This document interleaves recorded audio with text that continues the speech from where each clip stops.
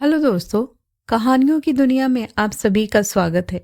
आज हम सुनेंगे चंद्रभान राही जी द्वारा लिखी एक कहानी, आखिरी पत्र। तो आइए सुनते हैं। अशोक छुट्टी के दिन बच्चों को घुमाने ले जाया करते थे। मैं घर में अकेली थी। कल डाकिया ने कुछ पत्र दिए थे, उन्हीं को लेकर पढ़ने बैठ गई थी। उन पत्रों में एक पत्र दीपक का था। दीपक, पहली बार इस नाम के व्यक्ति का पत्र देखा था। कुछ समझ में नहीं आ रहा था कि आखिर ये दीपक कौन है। पत्र खोलकर पढ़ने लगी। उसमें लिखा था, आदरणीय मौसी जी, चरण बंदन।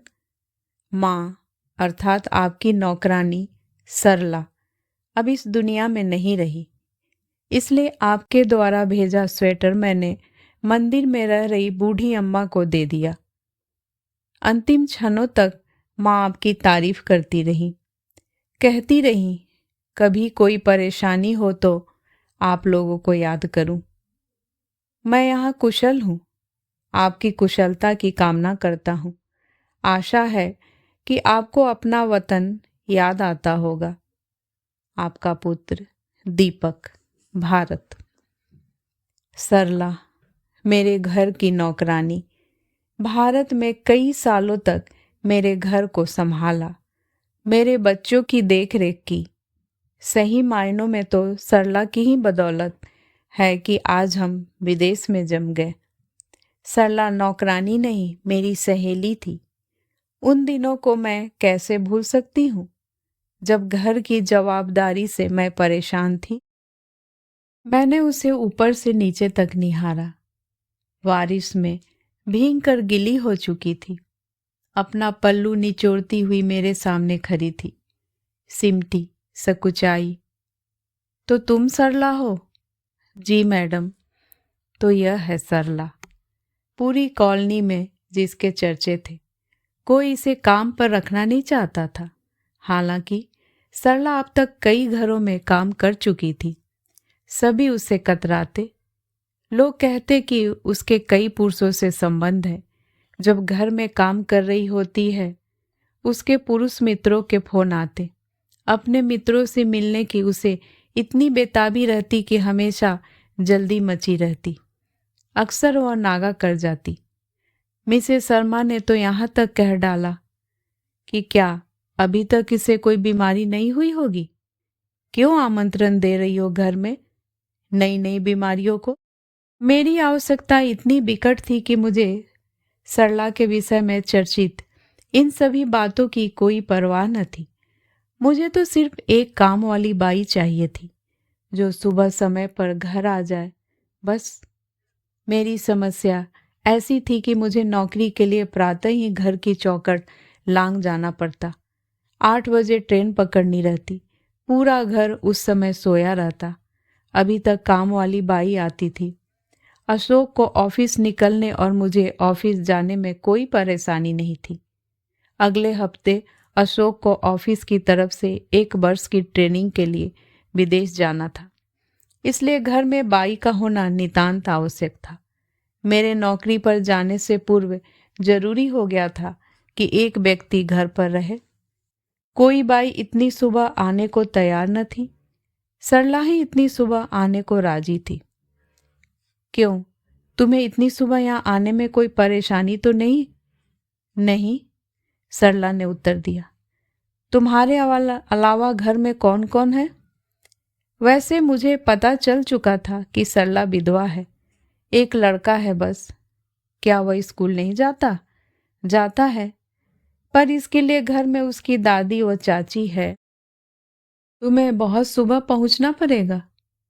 रौनक की ठीक तरह से देखभाल करनी पड़ेगी। बच्ची का ध्यान रखना होगा। इसके अलावा साफ सफाई। सरला के साथ काम व वेतन का निर्धारण हो गया। वह जाने लगी तो मैं पीछे से पुनः चिल्लाई, याद रहे, ठीक सुबह काम पर आ जाना, नहीं तो मेरी ट्रेन छूट जाएगी। अशोक भी बड़ी दुविधा में थे कि उनकी अनुपस्थिति में कैसे घर के कार्यों का प्रबंध होगा। अब बाई का इंतजाम हो जाने से उन्होंने भी राहत की सांस ली। वह इत्मीनान से वे ट्रेनिंग के लिए प्रस्थान कर गए। सरला ठीक सुबह घर आ जाया करती। दोनों बच्चों के जागने में काफ़ी समय रहता, सो वह मेरे लिए नाश्ता बनाने लग जाती। मुझे अब बंधा बधाया टिफिन मिलने लग गया। मुझे घर लौटने में शाम हो जाती। सरला एक गिलास ठंडा पानी लिए सामने खड़ी हो जाती, मेरी साड़ी थामती, उसकी तह करने लग जाती, मैक्सी लाकर देती। कोई मेरी उतरी साड़ी को तह करे इसकी मुझे आदत न थी, न ही कोई चाहत। मैं उसे मना करना चाहती, मेरा निढाल शरीर उसका विरोध नहीं कर पाता, और सरला के रोज के कार्यों में मुझे ठंडा पानी पिलाना, मेरी उतरी साड़ी को तह करना भी जुड़ गया था। सरला को रात तक अपने ही घर में मंडराते देखकर मुझे हैरानी होती। कभी वह बालकनी से सूखे कपड़े उठाकर उनकी तह करने लग जाती, तो कभी रौनक की बिखरी चीजों को संभालती।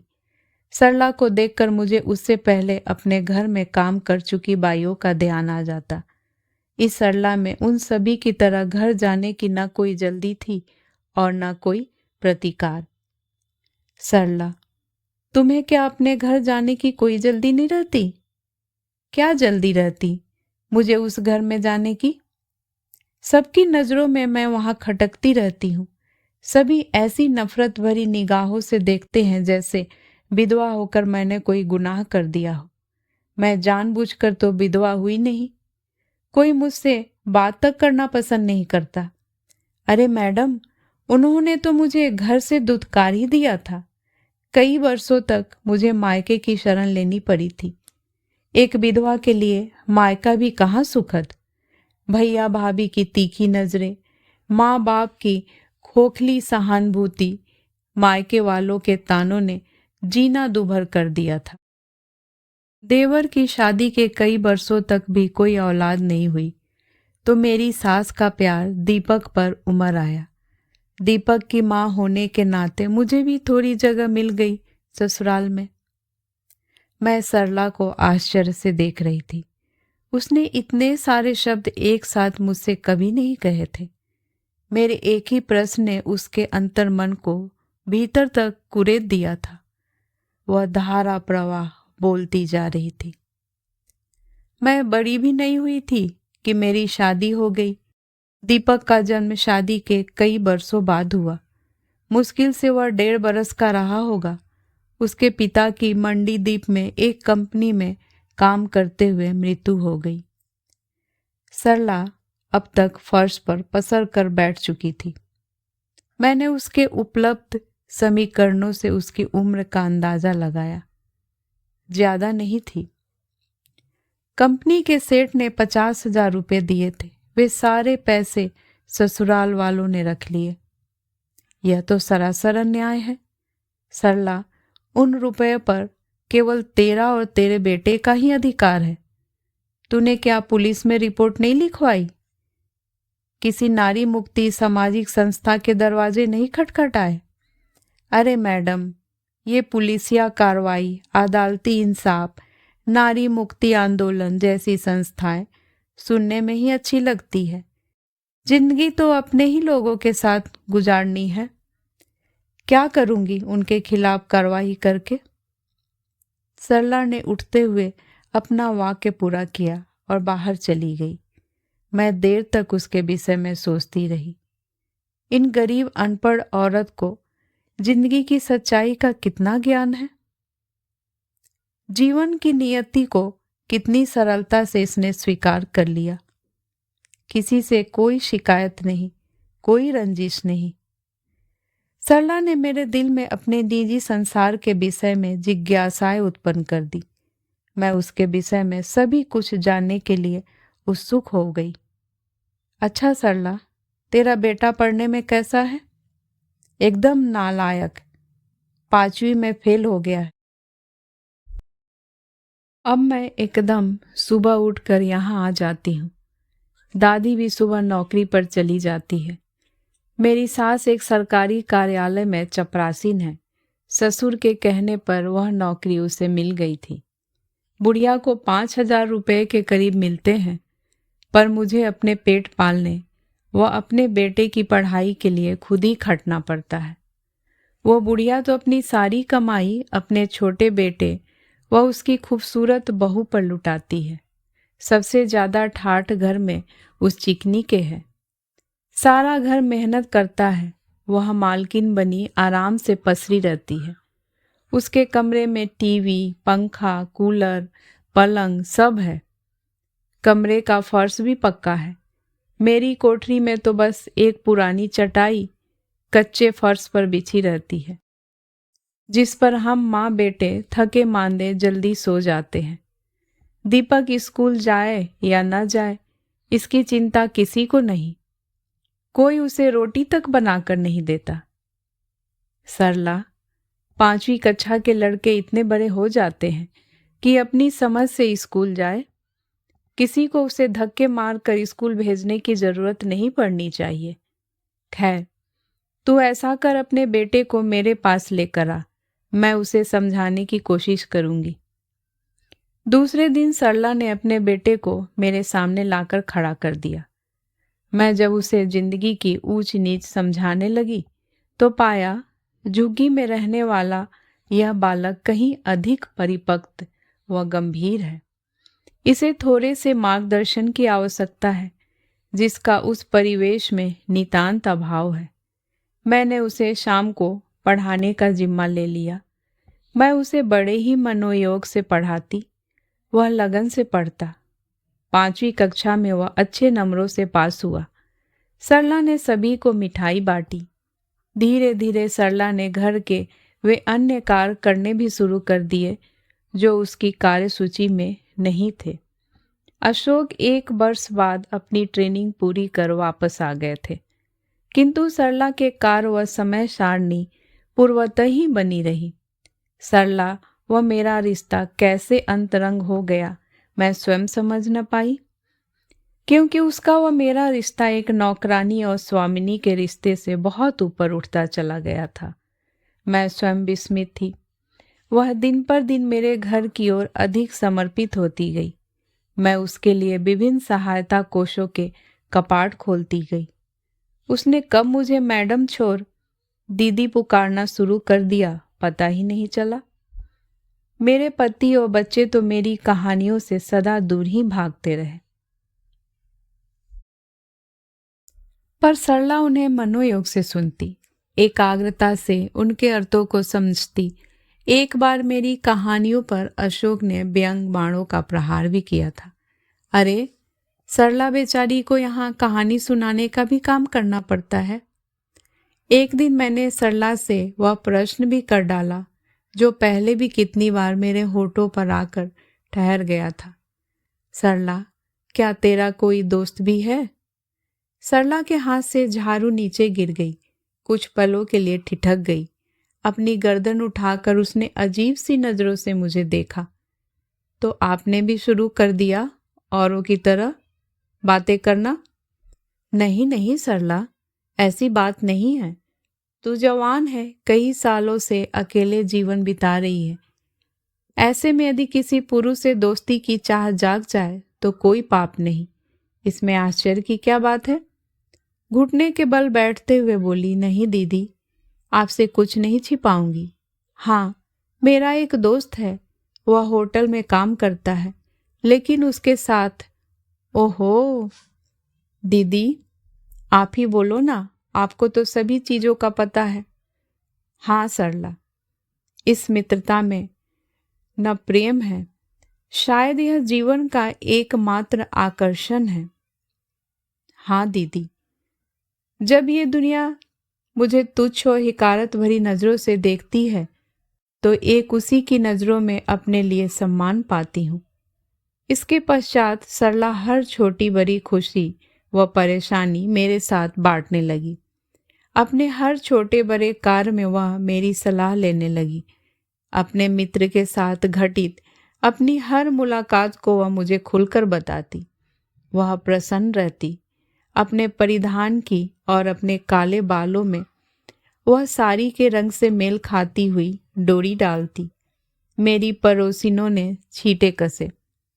तुम्हारी सरला तो स्मार्ट हो गई है, क्या खिलाती हो उसे जो इतनी निखरती जा रही है। सरला के चेहरे का निखार, उसके तन का सौंदर्य, मेरा उसे प्रेषित वह निश्चल स्नेह है जिसका उसकी जिंदगी में अभाव था।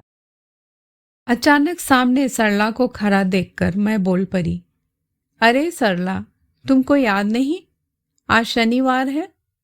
सुबह सुबह घंटी बजाकर मेरी नींद खराब कर दी। सरला कुछ न बोली, चुपचाप मेरे बगल से निकलकर अंदर घुस गई। उसकी तमाम कोशिशों के बावजूद उसकी आंखों में आंसू थम नहीं रहे थे।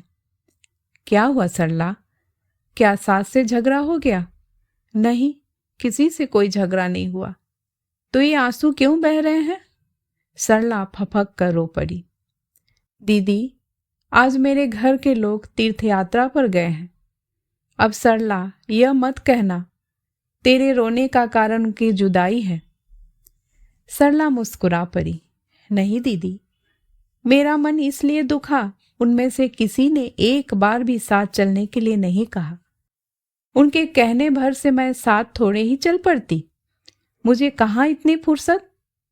पर उन्हें रिश्तों का धर्म तो निभाना था ना। मैंने सुबह उठकर उनके लिए खाना पकाया, मेरा बेटा इधर उधर दौड़ते हुए उनके लिए यात्रा का सामान जुटाया। वे लोग प्रेम का कोई शब्द बोले बिना ही चले गए। उनके व्यवहार से मेरा दिल इतना विचलित हो गया कि मैं आपके पास भाग कर आ गई। मुझे मालूम था कि आज शनिवार है। सरला रोती जा रही थी। मैं उसे एकटक निहारते हुए सोचती जा रही थी, सरला की जिंदगी के बारे में, उसके द्वारा सही जा रही कठिनाइयों के बारे में। सरला काम करते करते बिना किसी बात के अचानक शुरू हो गई। बुढ़िया को दिवाली का बोनस मिला था, कुछ बकाया वेतन भी। उस चिकनी बहू के लिए नई साड़ी, चप्पलें खरीदी। उसके गोरे कोमल हाथों के लिए सोने के कंगन। दीपक की चाची की नजाकत अब और भी बढ़ गई थी। जो काम वह पहले किया करती थी, उनकी छुट्टी अपने हाथों को निहारते हुए इतरा कर कहती है, मेरे कंगन फीके पड़ जाएंगे। अरे भाई, अपनी अपनी किस्मत है। छोटी बहू का श्रृंगार करने के लिए, बड़ी बहू का काम करने के लिए। सरला देर तक अपने मन का आक्रोश, अपने जीवन का असंतोष मेरे सम्मुख निकालती रही। मैं उसे समझाने का प्रयत्न करती, मैं उसकी व्यथा को भली भांति समझती। मैं स्वयं एक नारी थी, नारी मन की ईर्ष्या को कैसे नहीं समझती। मैं उसे और उत्तेजित करके उसे और विचलित करना नहीं चाहती थी। सरला ने त्योहार के अवसर पर 10 दिनों की छुट्टी की मांग कर ली। मैं उसे मना नहीं कर सकी। वह बरसों बाद पहली बार छुट्टी की मांग कर रही थी। उसके जाते ही घर में अव्यवस्था सी हो गई। कुछ दिन तो अशोक अपने ऑफिस से आधे दिन की छुट्टी के लिए राजी हो गए, फिर मुझे ही घर बैठना पड़ा। लेकिन सरला अपने निर्धारित समय से एक दिन पूर्व ही लौट आई। सरला को सामने दरवाजे पर खड़ा देख मुझे एक सुखद अनुभूति हुई। मेरी पुरानी छतरी उसे बाहर होती तेज बारिश से बचा नहीं पा रही थी। मेरा मन हुआ तुरंत उसका हाथ पकड़कर अंदर खींचते हुए उसे सोफे पर एक अतिथि की तरह बैठा दूं। मैंने ऐसा कुछ नहीं किया, बल्कि अनायास ही आदेश निकल गया, सरला, सबसे पहले चाय बना, अदरक डालकर। दीदी, टिफिन जाना नहीं है आपको? अरे, ऑफिस तो मैं पिछले 1 हफ्ते से नहीं जा रही हूँ। जब तुमने छुट्टी कर ली तो भला मैं अपने ऑफिस कैसे जा सकती हूँ? अब बाद में जाऊंगी। चाय का प्याला थामते हुए मैंने सरला पर एक नज़र डाली। मैंने बाहर बारिश की तेज बौछारों की ओर देखते हुए कहा, क्यों, कहाँ चली गई थी? किससे मिलकर आ रही है जो इतनी तरोताजा लग रही है? जूरे में गजरा भी महक रहा है। सरला ने एक अर्थपूर्ण मुस्कान मुझ पर फेंकी। मुझे आपसे कुछ बातें करनी है, पर अभी नहीं। पहले साहब को ऑफिस और बच्चों को स्कूल जाने दे। सुबह के आवश्यक कामों को निपटाते हुए मैं सरला की बातों को भूल सी गई थी। हाँ सरला, अब बता, कौन सी बातें करनी है तुझे? ऐसे नहीं दीदी, पहले आप कुछ सुनाओ। सरला ने रिमझिम फुहार की ओर इशारा करते हुए कहा। नहीं सरला, चुप कर, मेरा कोई मन नहीं है इस समय कुछ सुनाने का। अरे दीदी बोलो ना। सरला ने मेरे मन को झनकृत कर दिया। मैं गुनगुनाने लगी। दीदी, उसने शादी का प्रस्ताव रखा है। भाव पर बेकाबू होकर सरला ने कहा। शादी का प्रस्ताव? क्या वह कुंवारा है? गंभीर होते हुए कहा। नहीं, कुंवारा क्यों होगा भला वह? सरला ने हैरानी से जवाब दिया। बीबी जीवित है? ये लो, भला बीबी को क्या होने लगा? अच्छी सेहत, तंदुरुस्त है। बच्चे हैं? मेरे लगातार प्रश्नों से सरला को उलझन सी हो रही थी। अरे बच्चे क्यों नहीं होंगे? पूरे 2 हैं। लड़के कितने हैं? दोनों लड़के हैं। तो सरला, उस आदमी को कोई भी अधिकार नहीं है तुझसे ब्याह का। खबरदार सरला, यह गलत कदम मत उठाना। उसके घर में तो तुझे कभी कोई जगह मिलेगी ही नहीं। तू अपने इस घर से भी जाएगी।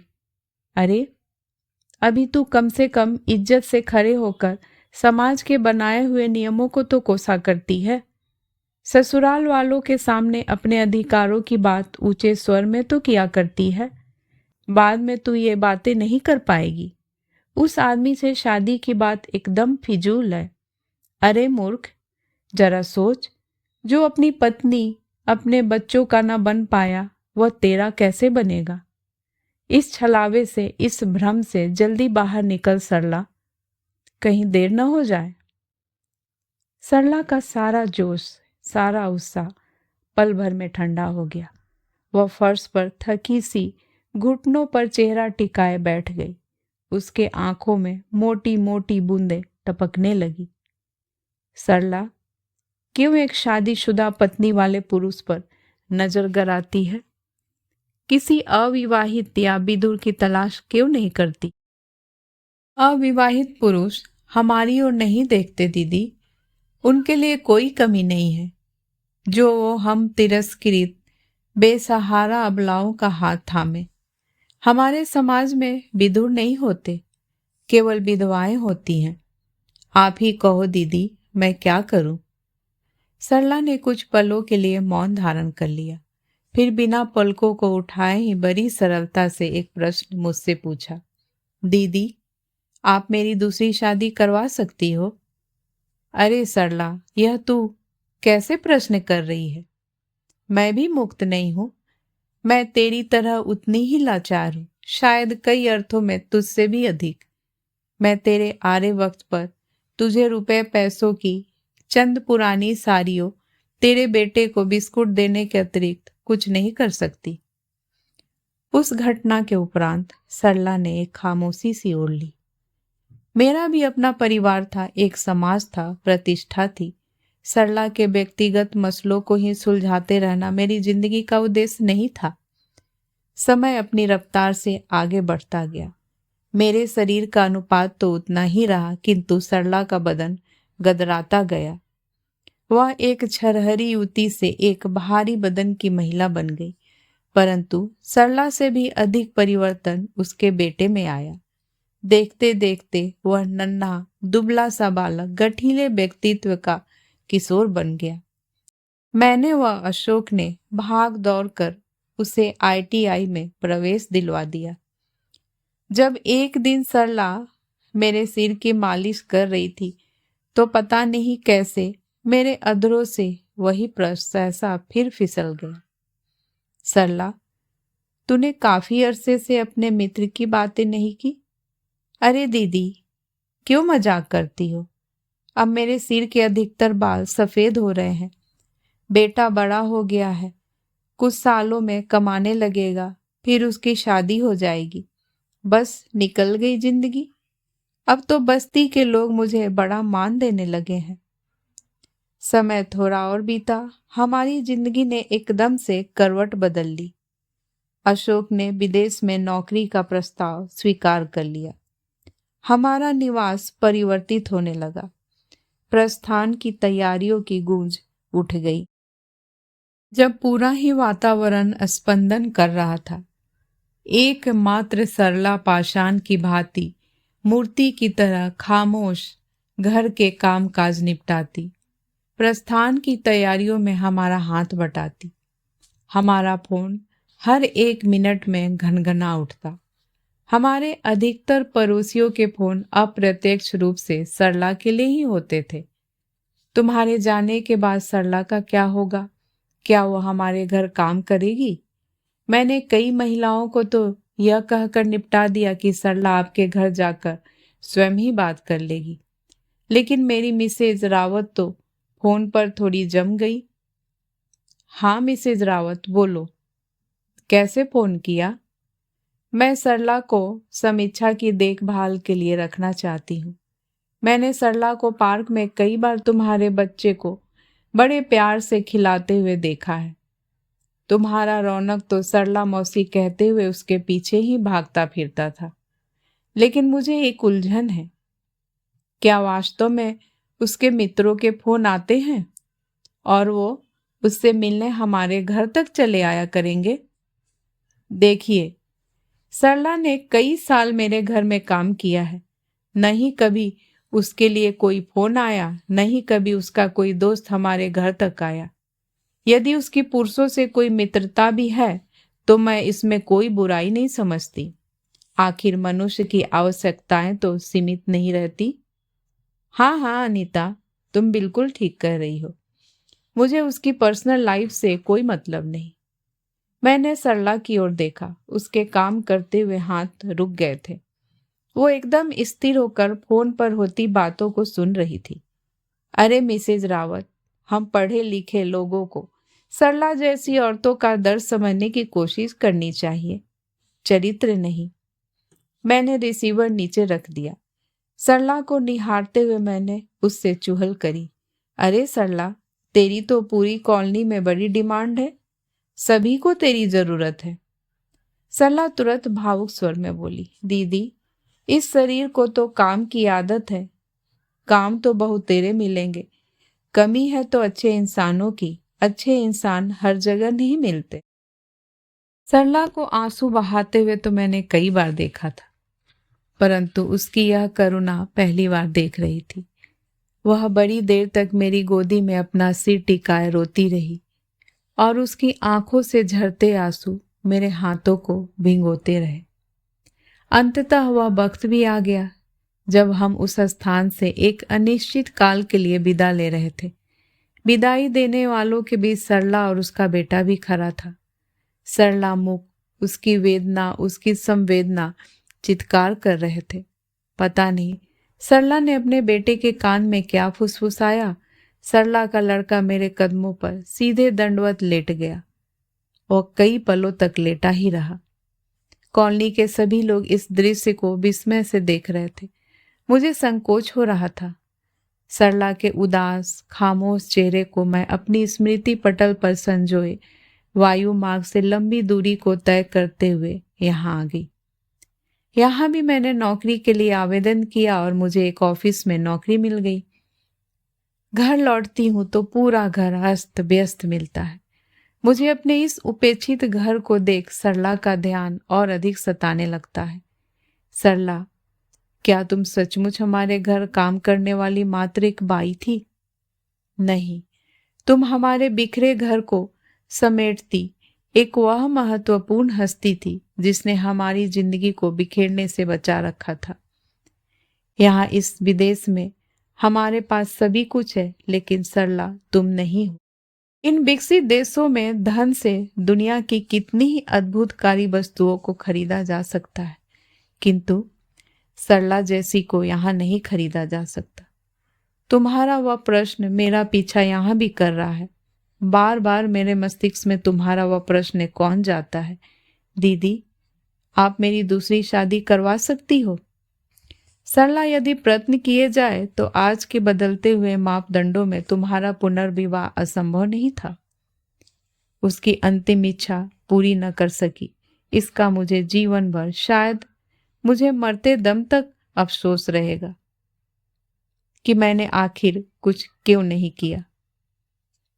यह पत्र दीपक का नहीं, सरला का लगा। सरला के अंतिम पत्र को संभाल कर रख लिया। तभी दरवाजे की घंटी बजी। रौनक की आवाज आई, माँ, और मैं दरवाजा खोलने उठ गई। कहानी सुनने के लिए बहुत बहुत धन्यवाद। अगर आपको ये कहानी अच्छी लगी हो तो प्लीज़ मेरे चैनल को लाइक एंड सब्सक्राइब ज़रूर करें। मैं फिर हाजिर होंगी एक नई कहानी के साथ। तब तक के लिए नमस्कार।